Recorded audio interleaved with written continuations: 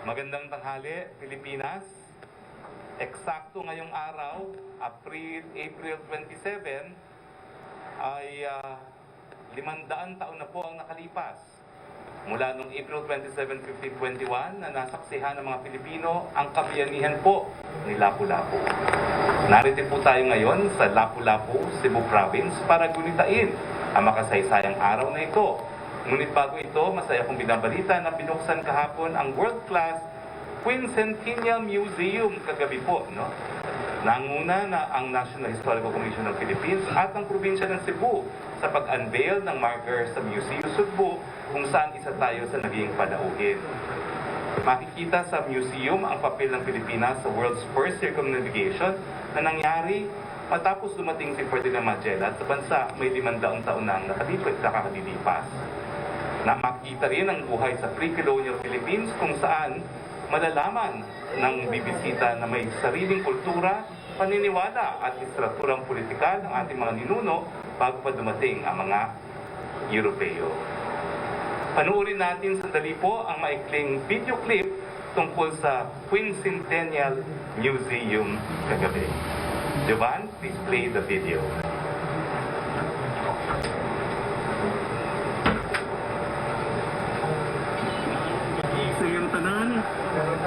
I love Cebu. In this museum tonight, the Quincentennial Museum is yet another reason why I love Cebu even more. I'd like to congratulate first Governor Garcia and the National Historical Commission for this great and historical project. You and I should consider ourselves lucky for having been part of this historic event. It will not be for another 500 years that we will celebrate again our initial contact with the West, our Spanish brothers. Let us congratulate each other with a warm round of applause. Today, we celebrate the establishment of a museum that will serve as a testament to our 500 years of ties with our European brothers, the Spaniards. We do not celebrate colonialism because, as I'm sure the ambassador will appreciate, that it was because of colonialism that we established the very first republic in Asia. We will also celebrate the victory of Lapu-Lapu tomorrow, as in fact, I will also be in the celebrations tomorrow.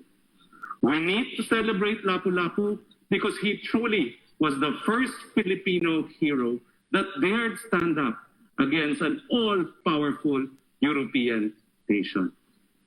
Taken in today's context, Lapu-Lapu reminds one and all of what it is to be a Filipino, to be brave, to stand up against colonizers, and to offer our lives for country and our people.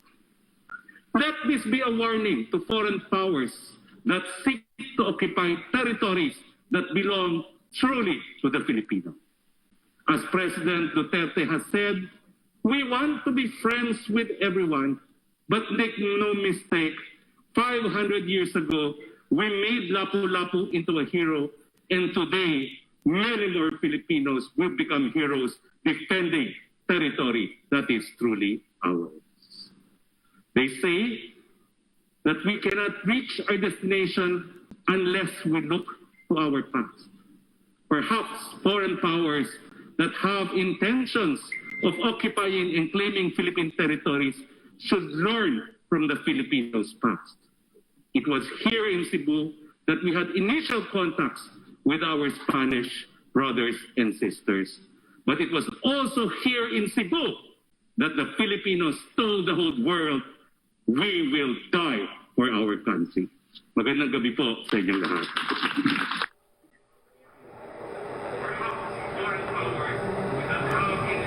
Tulad po ng aking nabanggit kanina, isang espesyal na araw ang Abril 27, si Lapu-Lapu ang unang bayaning Pilipino. Siya ang kauna-unahang Pilipino na tumayo at lumaban sa kolonyalismo ng Europa at ang tagumpay niya kasama ng kanyang mga mandirigma sa Mactan ang itinuturing na unang matagumpay na laban sa kolonyalisasyon ng bansang Espanya. Dahil dito, kinilala ni Presidente Rodrigo Roa Duterte ang kabayanihan ni Lapu-Lapu. Nagbigay pugay ang ating Pangulo ng kanyang dinagdaan, Executive Order No. 17 noong April 7, 2017 o 4 na taon nang nakalipas na nag-create ng Order of Lapu-Lapu na kumikilala sa mga opisyal ng mga tauhan ng pamahalaan, maging pribadong individual sa kanilang natatanging serbisyo or extraordinary service kaugnay ng kampanya o advokasya ng Pangulo. Nagdeklara rin po sa pamamagitan ng isang EO ng April 27 ay hindi lang po official holiday dito sa Mactan, Cebu, kung hindi special working holiday sa buong Pilipinas para gunitain po ang kabayanihan ni Lapu-Lapu. Ilan na po sa mga nabigyan ng Order of Lapu-Lapu Award ay miyembro ng Philippine Marines na lumaban para mapalaya ang Marawi. Now, tulad ng panahon ng Lapu-Lapu, winelcome ng ating mga ninuno ang mga dayuhan, ngunit sila ay tumayo at lumaban ng sakupin ng mga Kastila. Ganun din ngayon, sabi nga ni Presidente, we are friends to all, nabigyan natin ng lahat, pero tatayo tayo at lalaban sa mga dayuhan at iaalay pa ang ating mga buhay para po sa ating bayan. Samantala, maya-maya lang po, ipapakita po natin ang naging komemorasyon ng 500 years of freedom dito po sa Lapu-Lapu sa probinsya ng Cebu. Ito po ay naganap simula ng alas 8:30 kanina umaga, kung saan naging panakuhing espesyal po ang ating Executive Secretary at inattendan po ng ating Chairman ng National Historical Commission, si Dr. Rene Escalante, ni Mayor Junard Ahong Chan, at ni Madam Cindy King Chan, ang Chairman po ng Tourism, Cultural and Historical Affairs Commission ng Lapu-Lapu. Kung sila rin po ang ating kasama, at mamaya-maya po, maririnig po natin ang kanilang mga maikling mga mensahe. Samantala, sa usapin ng fishing agreement sa West Philippine Sea at China, hindi na po kinakailangan na magkaroon ng isang kasunduan para dito sa tinatawag na joint fishing. Malinaw po na nakasaad sa 2016 arbitral ruling, and I will quote, paragraph 407. Ito po yung arbitration sa panig ng Pilipinas at ng China. Quote, the tribunal notes that traditional fishing rights may exist even within the territorial waters of another state and considers that its jurisdiction to address this dispute is not dependent on a prior determination of sovereignty over Scarborough Shoal. Unquote. Ibig sabihin po niyan, yung joint fishing na po pwede pong mangyari sa Scarborough Shoal kung saan ang mga Pilipino, mga Chino at mga Vietnamese ay po pwede mangisda. Hindi po yan dahil sa kasunduan. Yan po ay dahil sa decision mismo ng ng Permanent Court of Arbitration na ating pinaninindigan po. Hindi naman po pwede na yung ibang bahagi lang ng arbitration award ang ating paninindigan at yung ayaw natin ay hindi natin paninindigan. Hindi po. Ang pinanindigan po ng Presidente natin, Presidente Duterte, itong panalo natin, kasama po yung desisyon na meron talagang traditional fishing na po pwede mangyari sa parte ng mga Pilipino, Vietnamese at Chino dyan po sa Scarborough Shoal. Punta naman po tayo sa COVID updates. Nasa higit 1 milyon na po or 1,06,428 ang kabuang bilang ng mga kaso ng COVID-19 sa bansa. Ngunit tulad ng sinabi ko po kahapon, kailangan tignan natin ang buong larawan at hindi lamang ang isang numero. Sa bilang na ito, nasa 914,952 naman po ang bilang ng mga gumaling. Kasama na po ako ron. Samantalang nasa 16,853 ang binawian ng bukas. Ito ay ayon po sa April 26 case bulletin ng Department of Health. Ano pong ibig sabihin nito? Nasa 91%, 91% ang nakarecover na po sa virus. Patunay ito na una, mahuhusay ang ating mga medical frontliners at pangalawa, na ma-manage natin ang mga kaso ng COVID-19.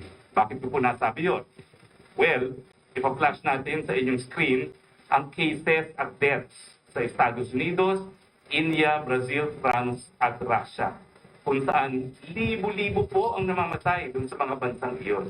At kung ikukumpara niyo po yung ating 16,000 deaths, napakababa po talaga ng ating mga deaths nasa 1.67 lang po ang ating case fatality rate, samantalang sa buong mundo, ang case fatality rate po ay pumapalo sa 2.1%. Bilang serbisyo publiko, muli natin ipapakita ang COVID-19 hotline number sa Metro Manila kasama ang mga numero ng One COVID Referral na maaari ninyong tawagan tungkol sa health information, medical consultation, at mga nagtatanong tungkol sa admission or quarantine or isolation. Sa mga nais po mapo-hospital, tawagan niyo po muna mga numero ito, 1555-0915-777-7777 nang hindi na po kayo magkaroon ng karanasan na kayo po ay tatanggihan dahil puno ng hospital. Dito po sa 1555 at sa 0915-777-7777, sasabihin po nila kung saan merong available na ICU bed o di naman kaya isolation bed. Or kung ito po naman ay mild or asymptomatic, sasabihin din nila kayo kung saan kayo pwede pumunta sa temporary treatment at monitoring facility or TPFF. O pwede rin po kayo tumawag sa mga barangay natin dahil ang mga barangay po, alam po nilang gagawin sa ayon sa Oplan Kalinga para dun sa mga merong mild at asymptomatic na mga kaso. Dito po nagtatapos ang ating presentasyon. Kasama po natin muna, unahin po natin ngayon si Dr. Rene Escalante. Siya po ito mayong Vice Chairman ng Quincentennial Commission. At Dr. Rene Escalante, ano ba ho ang pinagdidiwang natin dito sa Quincentennial na ating sinelebrate kaninang umaga? At ano po ang kahalagahan nitong mga historical na mga pangyayaring ito? The floor is yours, Dr. Escalante. Salamat po, Secretary Roque.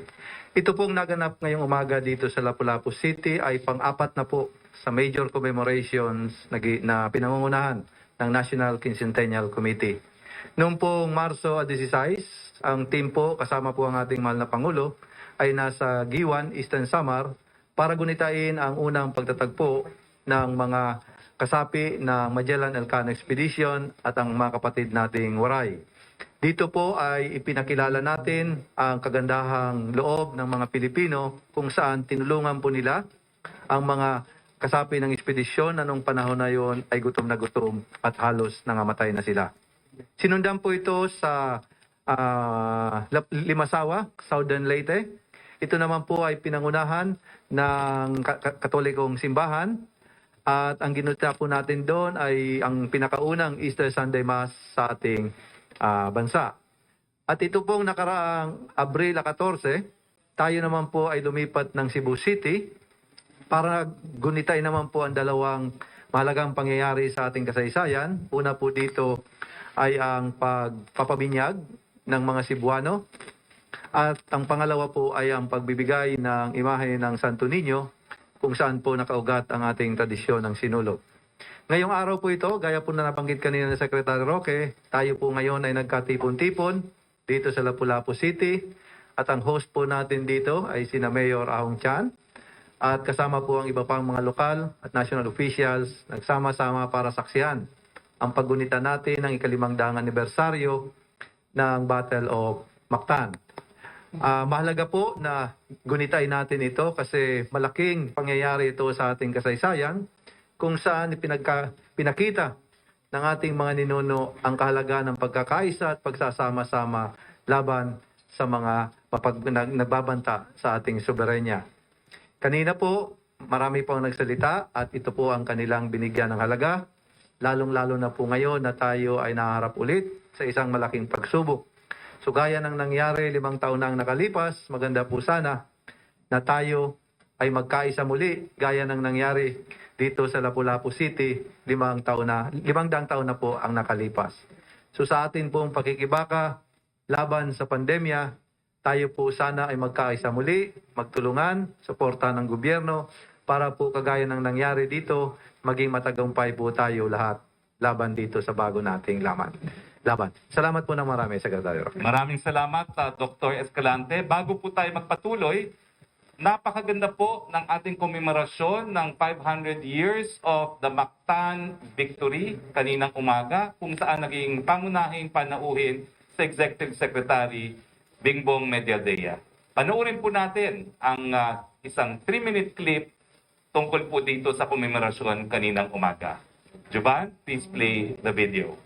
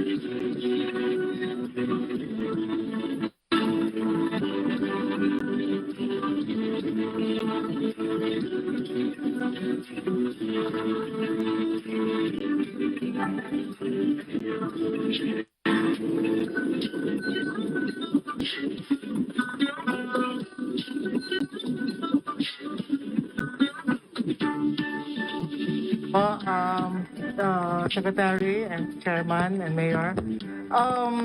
We had a virtual groundbreaking this morning, no? So we expect it to start hopefully next year po. But Chairman Rene actually is spearheading this project. So I give the floor to Chairman. Actually, dapat magsisimula na itong taon na ito. Kaya lang nagbigay daan po tayo sa laban sa pandemya. Kaya na-defer po yung execution nito. So nakapropose na po ito sa aming budget for 2022. At ang timetable po natin dito, Secretary, ay 2 taon. Yung unang taon po ay para itayo ang gusali. At yung pangalawa naman po ay yung curatorial. So we're expecting that anytime in 2023, we will be opening this museum. Maraming salamat po. Alam niyo po, ang totoong mga pangyayari ay sa administrasyon po ni Presidente Duterte, talaga pong binigyan niya ng diin ang kabayanihan ni Lapu-Lapu. Kaya nga po ngayon, si Lapu-Lapu, ang kanyang kabayanihan ay nasa kaparehong level ng kabayanihan po ni Gato Rizal at ni Andres Bonifacio. Siyempre po, ang ating komemorasyon ngayong araw nito ay pinamunuhan po na walang iba po hindi ng ama ng siyudad ng Lapu-Lapu, si Honorable Junard Ahong Chan. Mayor, congratulations sa napaka-successful 500 years of commemoration. The floor is yours para sabihin niyo po sa ating kababayan sa buong Pilipinas kung bakit po binigyan ng importansya ng inyong siyudad ang komemorasyon nito. Thank you, Secretary Harry Roque. The commemoration of the 500 years of the victory at Mactan was a tremendous success this morning. Everything went as planned. The months of hard work paid off. We had a fine weather after the heavy downpour last night. We are honored to be graced by the presence of the members of the President Cabinet headed by Executive Secretary Salvador Medel-Diaz. Also in attendance was Senator Koya Bongo, who shown his support for this event. Lastly, we are elated that the President sent his virtual message for this momentous occasion. We are truly honored that the President elevated Lapu-Lapu to a greater standing among the pantheons of national heroes.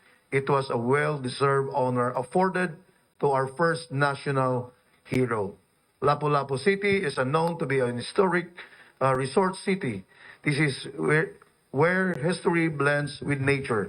Apart from our rich, colorful history, we are also pride ourselves with white sand beaches and crystal blue waters that tourists would die for. Being the host of the airport, and Lapu-Lapu City is a gateway to Cebu, so now we are appealing to Honorable Secretary Harry Roque to help us to lobby with Dr. Doki, the IATF head, to allow entry of foreigners, tourists who are fully vaccinated and prior to departure from their point of origin to have what we call RT-PCR, so that the tourism industry of Lapu-Lapu City and the province of Cebu will be back. So, yun, kailangan namin ng tulong ng IATF kay Dr. Doki through Secretary Harry Roque. Thank you. Maraming salamat, Mayor Ahong Chan. So perhaps the video is ready. The video of the commemoration is ready.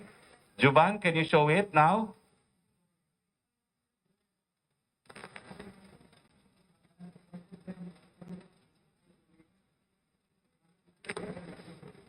Anyway, habang nag-aantay po tayo ng video, siguro po pwede na nating simulan ang ating open forum, no? And titigil natin ang open forum kung mapapatugtog na po yung video. Kasama po natin ngayon ang taga-Radyo Pilipinas, si Jessa, no? Si Jessa po ang magiging moderator natin. As usual po, pag tayo ay nasa out of town, ay mag-alternate po tayo between the Malacanang Press Corps, questions to be read by Yusek Roque, and the local media. Siguro, unahin ko na muna si Yusek Roque. Yusek Roque, the first few questions from the local media, please. Yes, good afternoon, Secretary Roque, and sa ating pong mga guest. Ang una pong tanong from Lanes Capanti of GMA News Online.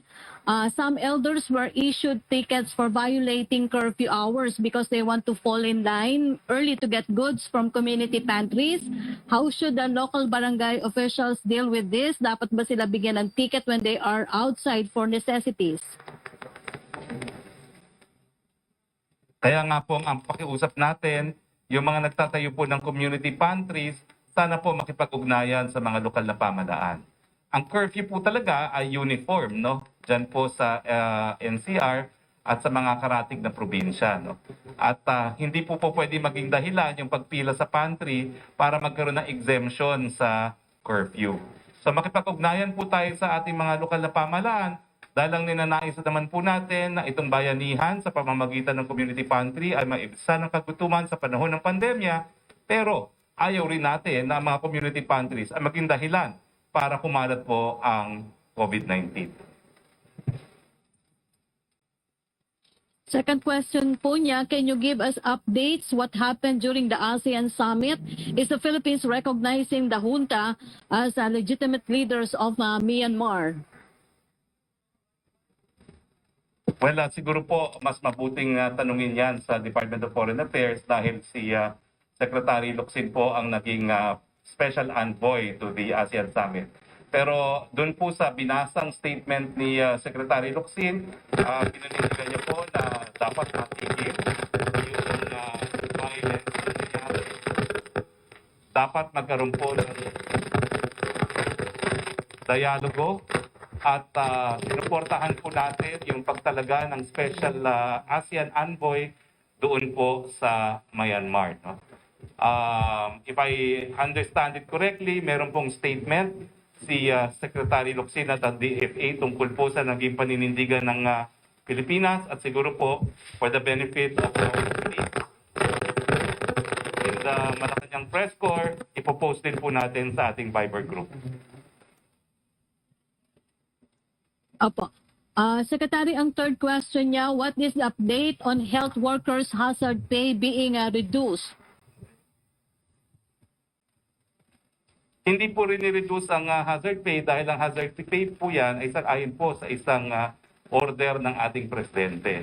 Pero naparating na po natin sa DOH ang concerns at ang sabi ng po ni Yusek Vega ay tinitignan po nila kung ano at bakit may ganitong mga report na binabawasan ang hazard pay.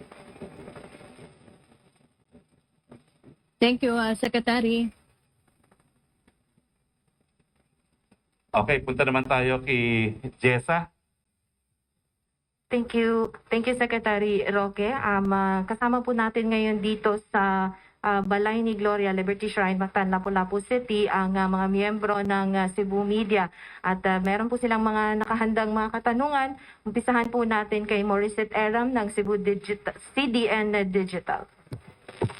Hello, good afternoon po. This question is addressed to Mayor John Ahongchan.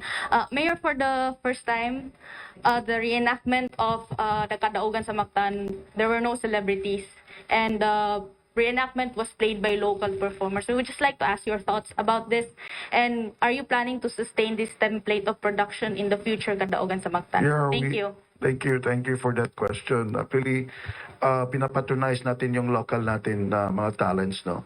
At least the city can save, and then the NHQC can save also for the expense. Hindi namin kaya na mag-hire na ngayon ng mga actors, especially now we are in the pandemic. So, nagsisave talaga yung city natin. And we will continue this celebration, and we have a lot of talents in the city of Lapu-Lapu. Nakikita naman din kanina na magagaling yung reenactment natin, no? Yung si Lapu-Lapu. Isa national champion artist yung si Lapu-Lapu. Thank you, Mayor Chan. Follow-up question, Morissette? Yeah. Mayor, we would also like to ask, do you have an estimate as to how much does the city government spend on the reenactment or the reenactment of the Kadaugan sa Mactan? I think the chairman of the Tourism Commission, Cindy, can answer on that. Yes, no, the total budget of the city was like 9 million, but we tried to save talaga. I think mga half lang, because we also have sponsorships. We're very thankful for NCAA for sponsoring Catriona Gray as our host tonight. Then also some other sponsors for Janine Berdin and Anna Fedji. So we really saved, no? I think more on the practices, the meals for our performers, for our technical working group, because the rehearsals took about a month, no? So we really appreciative of the sponsors, those who help us, the Udutko for transportation, every night, everyday practice. So it's a bayanihan effort. The mayor is advocating for bayanihan spirit. So we're just continuing that line or theme, no? Okay. Bago po tayo magpatuloy, tuloy na po. Ready na po yung video ng komemorasyon ganitong umaga. So please, Jovan, play the video now.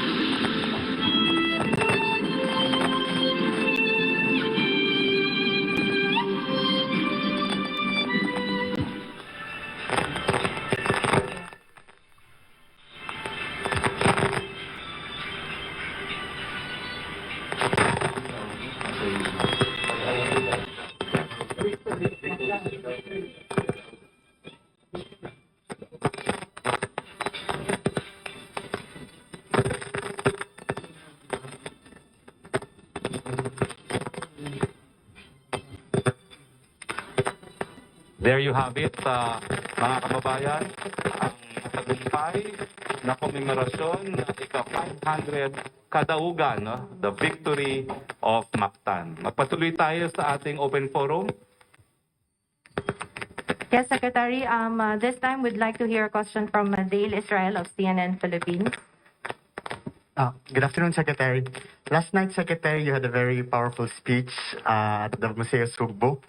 And it's about, you said actually, the victory in Mactan is symbolizing the Filipino spirit, and it's a warning to foreign invaders from foreign powers claiming territory in our land.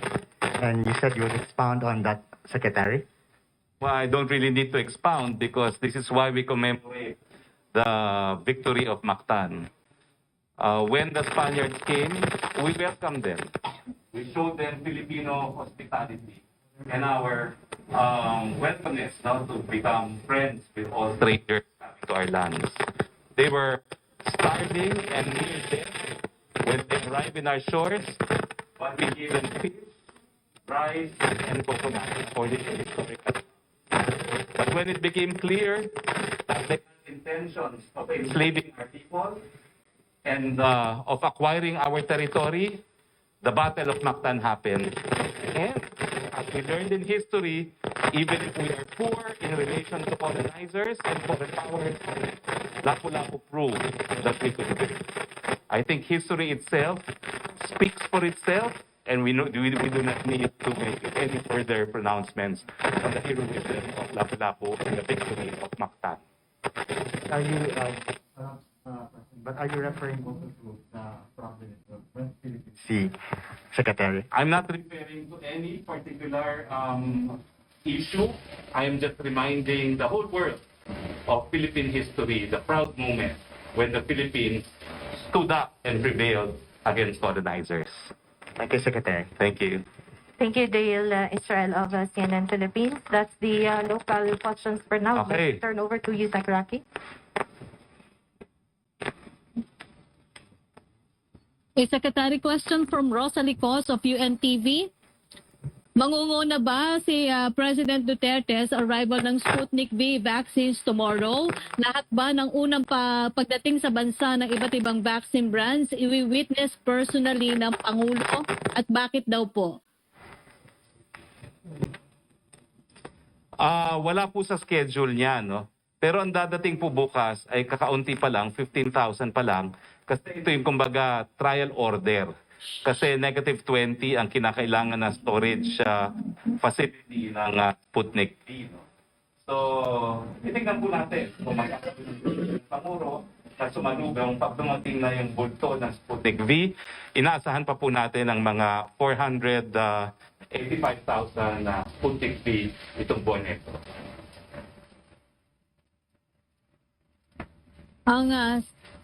Ang second question po niya, saan unang i-deploy ang Sputnik V at ano ang consideration sa distribution nito?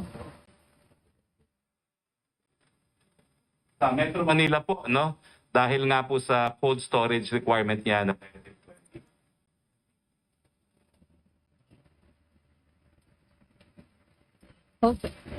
Okay, thank you, Secretary. balik tayo kay Jessa. Thank you, Secretary Roque. This time, we'll have the question of Coach Anthony Inso of CCTN News and DYHP RMN Cebu.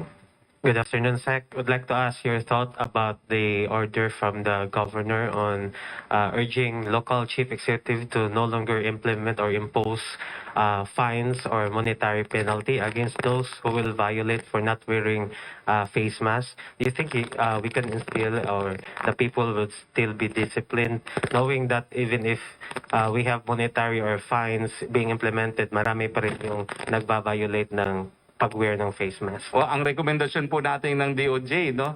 Ang gawing parusa na lang ng mga lokal na pamahalaan pag hindi pagsunod sa minimum health requirements ay community service. So parang nagkakaisa po, no, yung sinabi ni DOJ Secretary at ni Governor Gwen na wag na nating ipinalaki sila pag penalties dahil matindi pong kahirapan sa panahon ng pandemya.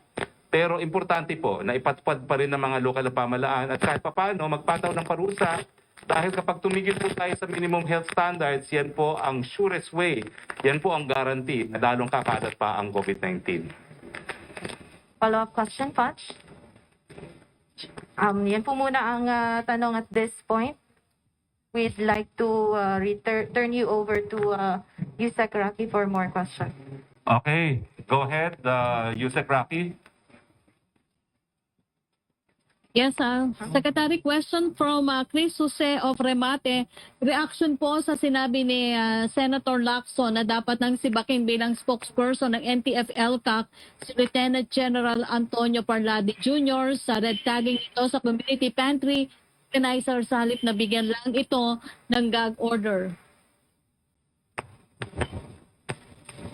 Ay, hindi naman po nagmamicromanage ang ating presidente. Bahala na po ang NTF-ELCAC kung susundin nila o hindi ang rekomendasyon ni Senator Lacson. Question from John Pusalan of ABS-CBN Online. Would you be able to confirm a report that the Philippines missed its chance to buy 200 ICU beds in October and that this reportedly caused a shouting session during a recent cabinet meeting? Wala pong katotohanan to, no? Kasi ang alam ko pong offer ay 200-bed hospital at 15 lang po yung ICU bed na kabahagi dun sa offer. Bagamat, meron po talagang offer na buy now, pay later na 2 years, no? Pero wala pong shouting match kasi ang talagang kinakailangan ng Pilipinas ngayon ay ICU beds. At patuloy po ang pag-uusap sa pamumuno po ni Secretary Roque para dito sa additional 200 ICU beds. And the same proponent po na Ocean Company is involved, no? At inaasahan po na itong kumpanyang ito ay magbibigay ng kanilang proposal itong linggong ito dahil na-identify na po kung saan ilalagay yung additional 200 ICU beds. Wala pong sigawan na nangyari. Hindi po nangyayari yung gano'n, no? Dahil nga po, hindi siya na-consider dahil it's for a 200-bed hospital na 15 lang po ang ICU at pangangailangan natin ay ICU beds. Thank you, Secretary. Okay, balik tayo kay Jessa. Salamat po, Secretary. This time, makinig muna tayo sa tanong mula kay Gregory Magdadero ng DYSS, Super Radio Cebu. Magandang hapon po, Mr. Secretary. Kanina na-mention mo na ngayong araw na to, ka-level ni Lapu-Lapu si Gato Rizal at Andres Bonifacio, kaya naging holiday, special working day sa ibang parte ng Pilipinas. Ang Malacanang, meron bang plano for future na talagang gawing holiday, kagaya ng December 30 at November 30 ang April 27? Well, unang-una po, no, sa mensahe ni Presidente dito sa komemorasyon, talagang sinabi niya na idol niya si Lapu-Lapu. Isa sa gusto niyang gawin, palitan yung pangalan ng isda na Lapu-Lapu. Kasi bakit naman ginawa ang pangalan ng isda si Lapu-Lapu? Pero siguro po, may pagkakataon po na maging national holiday rin ito, no? Pero sa ngayon po, ang public holiday lamang ay dito po sa Lapu-Lapu. But in the entire Philippines, it is a special working holiday po. Dahil kinakailangan gunitain natin talaga yung kabayanihan ni Lapu-Lapu. Thank you, Secretary. Thank you, Greggy. This time, we'd like to get another question from Maurice Eram of CDN Digital. Good afternoon, Sec. We'd just like to ask the Malacanang's thoughts on Mayor Chan's appeal. Earlier mentioned that they want foreign tourists to enter here in Mactan as means to revive the economy here. Ipararating po natin yan sa IATF. At kaya nga po humingi ako ng liham kay Mayor, address to Secretary Roque, our chairman of the IATF, dahil mukha namang workable, no? Dahil ang Lapu-Lapu has its own airport, po pwede naman magkaroon ng bubble, no? Provided yung mga turista ay meron ng bakuna at meron ding PCR test. Ang kailangan lang siguro, yung controls para yung ingress and egress from Lapu-Lapu could be controlled, no? Pero it will be a collegial decision of the IATF. So, i-endorso po natin yan sa IATF. Thank you, Secretary Roque. Thank you, Morissette. Yan po muna from the Cebu media. I would like to turn you over to you, Sec. Roque. Okay, thank you po. Question from Jerome Aning of PDI. Yesterday, you suggested that the Congress study the possibility of passing a measure to fix our baseline law so we can revert to the Treaty of Paris boundaries. Is this possible? Considering that in 2019, the Senate ratified with Indonesia fixing our EEZ boundaries of the Celebes and Mindanao seas. Boundary drone was within the Treaty of Paris limits because Miangas or Palmas Island was allowed to generate an EEC since the 1928 arbitral decision awarded the island, but that is waters to the Netherlands East Indies. Well, Jerome, meron nga po sinulat na artikulo sa Philippine Law Journal tungkol dyan, no, na yung tratado nga na pinasok natin naging dahilan para nawala nga yung napakalaking karagatan natin doon sa karagatan na nasa paloob ng Treaty of Paris. Pero parang mutin academic na po yan dahil yung archipelagic baselines law nga po naging dahilan para tuluyang mawala yung territorial sea sa ayon po sa Treaty of Paris. Sa ating panawagan ngayon, kinakailangan na pong pag-aralan ng Kongreso kung dapat ibalik ang Treaty of Paris bilang ating boundaries. Alam niyo po, ang hindi masyado na-emphasize siguro sa Supreme Court nung dinala ang kaso ng Magallanes ay ang archipelago, ang definition niya is a group of waters and island forming a unitary whole. Kaya kinakailangan po ng separate regime for archipelagos kasi hindi po dapat pag-usapan ang maritime regime ng isang archipelago na kahiwalay doon sa land territory ng isang archipelago. The common meaning, it is a group of water and islands forming a unitary whole. So kinakailangan po siguro bumuo tayo talaga ng panibagong archipelagic laws kung saan ina-assert po natin yung Treaty of Paris boundaries at yung mga karagdagang mga teritoryo na talaga naman pong kabahagi nating soberenya at ng sovereign rights sang-ayon po sa UN Convention on the Law of the Sea. Ang second question po niya, is it true that because of the 2016 South China Sea arbitral decision, the legal existence of the Philippines municipality of Kalayaan, Palawan, under international law has been put in doubt? Paragraph 574 of the arbitral decision that you cited yesterday said the Philippines cannot draw archipelagic baselines surrounding the Spratlys or the Kalayaan Island group. Does it mean that we could only claim features in the Spratlys because they are part of our EEC, but not because they are part of the municipality of Kalayaan created by Marcos way back in 1978? Lilinawin ko, Jerome. Kaya nga tumutulong si Dean Magallanes dun sa archipelagic baselines law. Pagamat ang sinabi ni Justice Carpio ay kinakailangan sumang-ayon tayo sa mga provision ng UN Convention of the Law of Sea para mapalakas yung posisyon ng mga Pilipinas sa pinag-aagawang teritoryo ay dahil ang pinag-aagawang teritoryo po ay isla. Hindi po naman po karagatan. Meron din tayong pinag-aagawan na karagatan, pero yung karagatan are generated by land territory. So bagamat ang naging desisyon ng tribunal, hindi mali rin yung ginawa nating batas dahil hindi rin tayo sumunod sa UN Convention on the Law of the Sea nung ginawa nating kabahagi ang Spratlys Group of Islands under what we refer to as the regime of islands.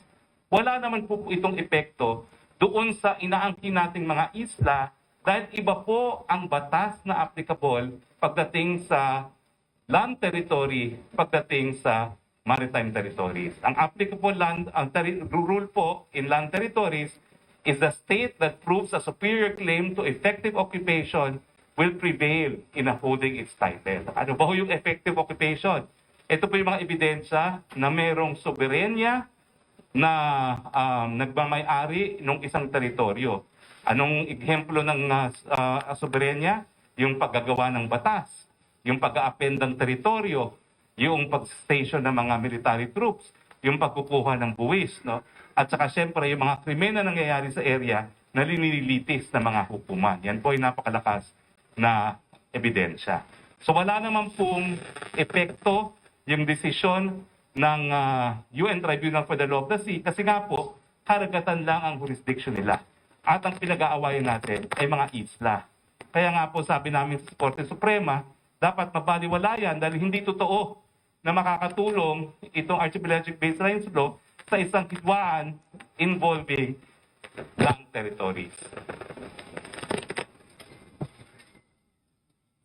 Ang third question po ni Jerome, any reaction from Malacanang regarding the Senate resolution signed by 11 senators denouncing China's illegal and unwarranted incursions in the West Philippine Sea because they threaten peace and security of the region and the world? The Palace respects that po as the views of 11 policymakers of the country.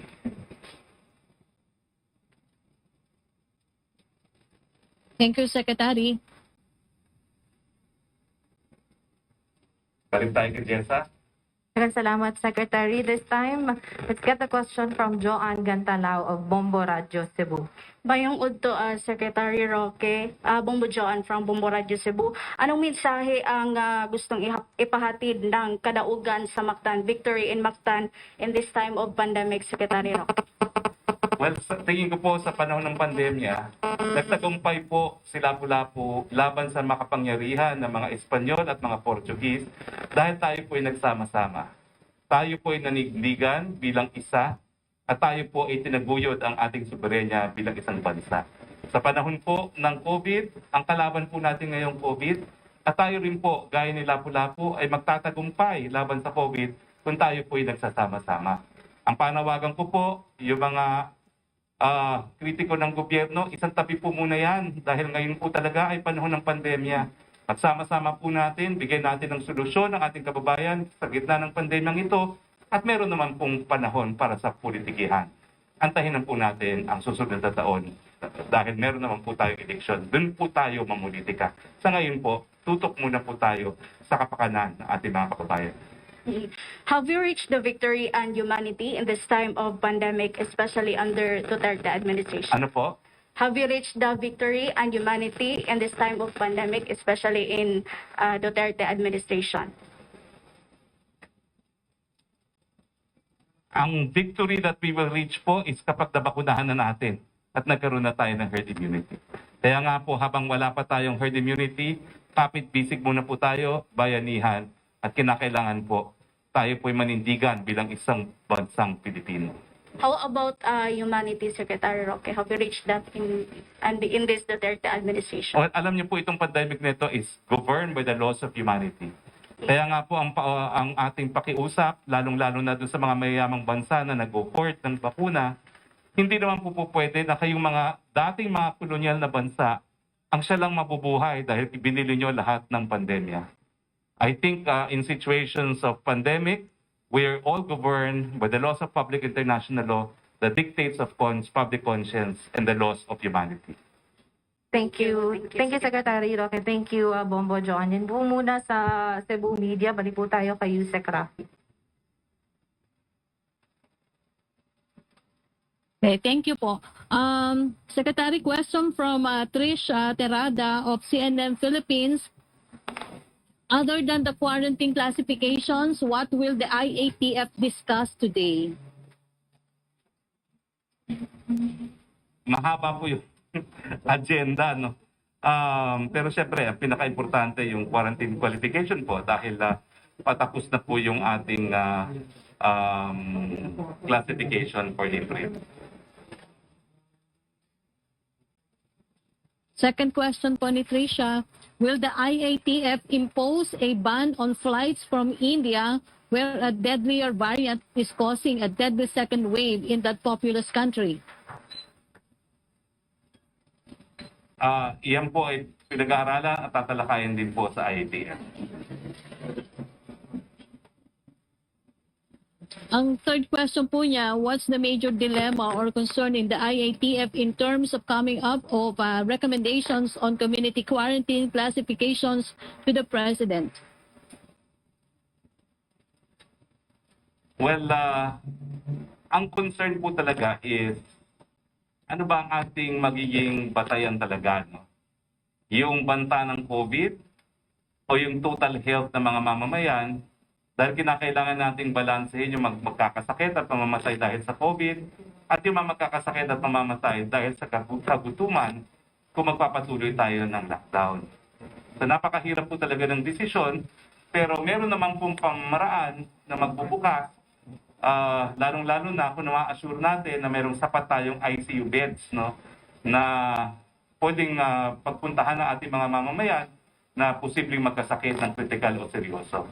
Tingin ko po, kung merong kasiguraduhan na hindi naman tayo mauubusan ng ICU beds at hindi na, malinaw naman po ngayon na hindi tayo mauubusan ng mga isolation beds at saka mga TTMF, meron din pong dahilan para mabuksan ang ekonomiya dahil sinasabi nga po ng Economic Cluster Group, mas mura na magtayo ng karagdagang mga ICU beds kaysa magsara ng ekonomiya.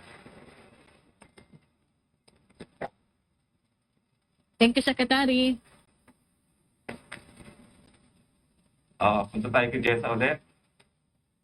Salamat po, Secretary Roque. This time, let's get the question from Charmaine Balagon. Good afternoon, sir, from Sunshine Media International. The question goes to the Secretary and to the good Mayor. We all know the greatness of Lapu-Lapu. That is why we're here and continue celebrating it, sir. So, in our times today, who is your modern Lapu-Lapu? Who is your modern Lapu-Lapu, sir? President Rodrigo Roa Duterte is my modern day Lapu-Lapu. Lalong-lalo na po sa kanyang polisiya ng independent foreign policy dahil ibig sabihin po niya, kaibigan natin ng lahat, wala tayong kaaway, wala po siyang sinasantong mga dayuhan. Thank you, sir. How about the good Mayor? Thank you. And yung modern days hero natin, yung mga frontliners natin, they risk their lives just to save other lives. So kita-kita natin yung sakripisyo nila, sobrang-sobra. No? At saka yung government, tulad yung sinabi ni Secretary Roque, yung presidente natin, nagsisikap para maiwas na tayo dito sa pandemya na to. Thank you, sir. Thank you, Mayor Chan. Thank you, Secretary. And thank you, Ms. Charmaine Balagon of SMNI. Yan po muna sa local, sa Cebu Media. Balik po tayo kay Sec. Roque. Okay, thank you, Ms. Jessa. Question from Joseph Morong of GMA News. Yung una pong tanong ay nasagot niya ang tanong niya, are we imposing a travel ban on India?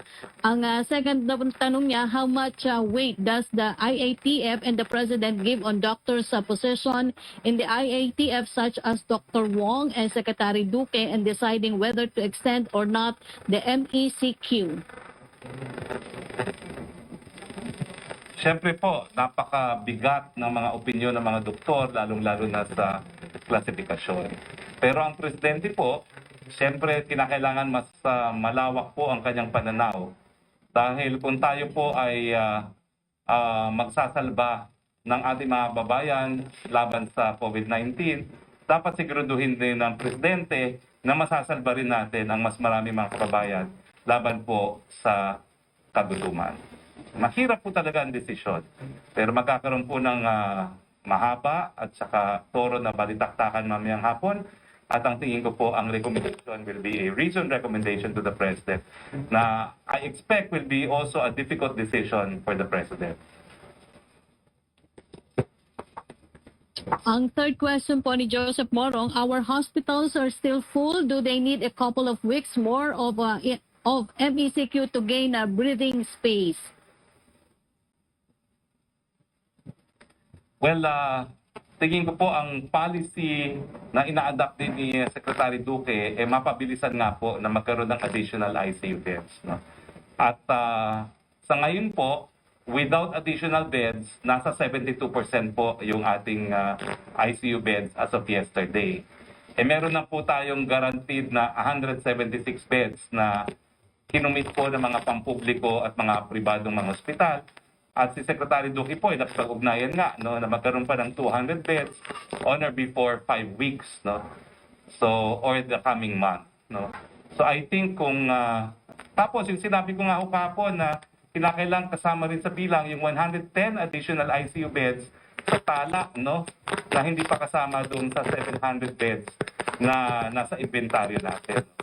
So I think on the basis of the 110 and the 179 additional beds, bababa pa to 60% siguro ang ating healthcare utilization rate ng ICU, no? Yan lang naman po naging critical kasi hindi naman po critical ang ating utilization ng ICU beds at saka ng TPMF.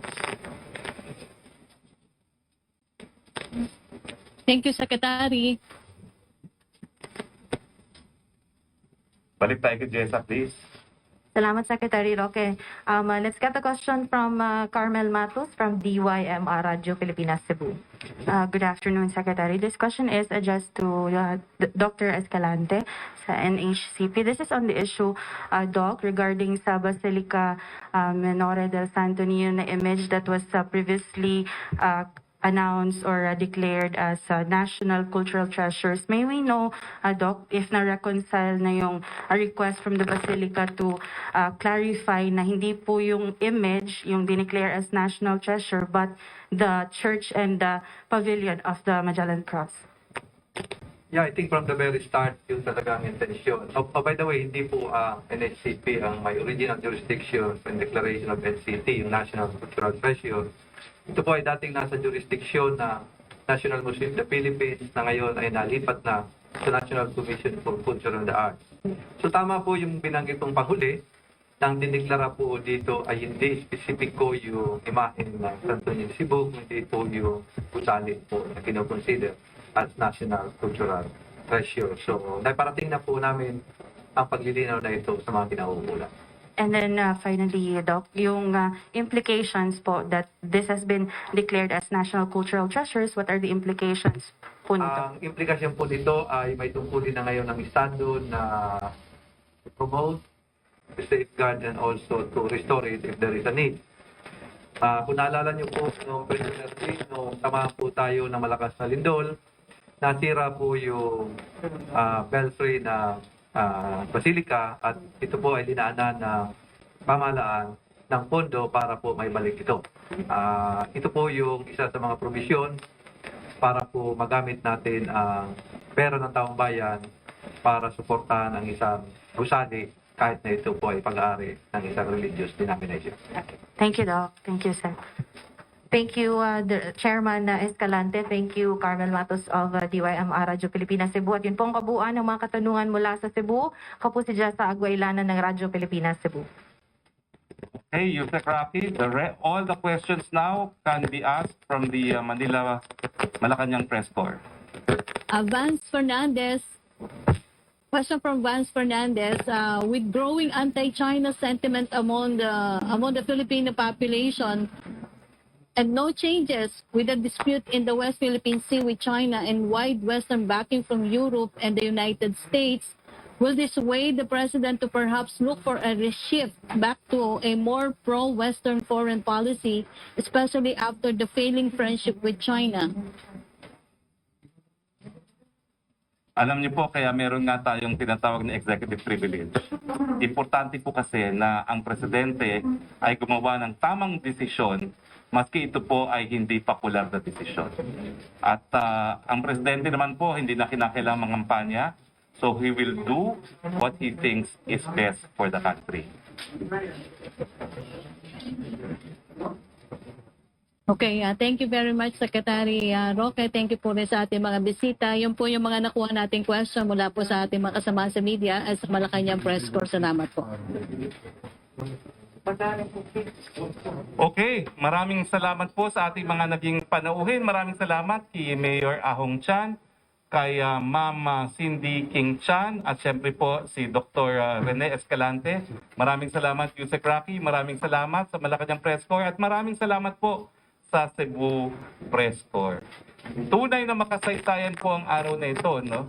Na ika-500 quincentennial anniversary ng the victory of Mactan.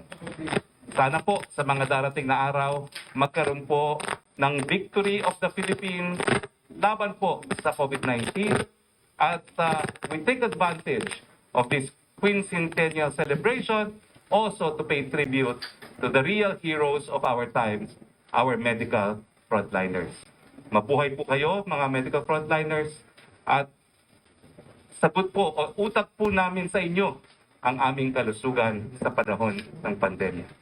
Sa ngalan po nating Presidente Rodrigo Roa Duterte, maraming salamat po sa ating mga bagong bayani. Magandang hapon po sa inyong lahat, mayang buntag sa inyong tanan.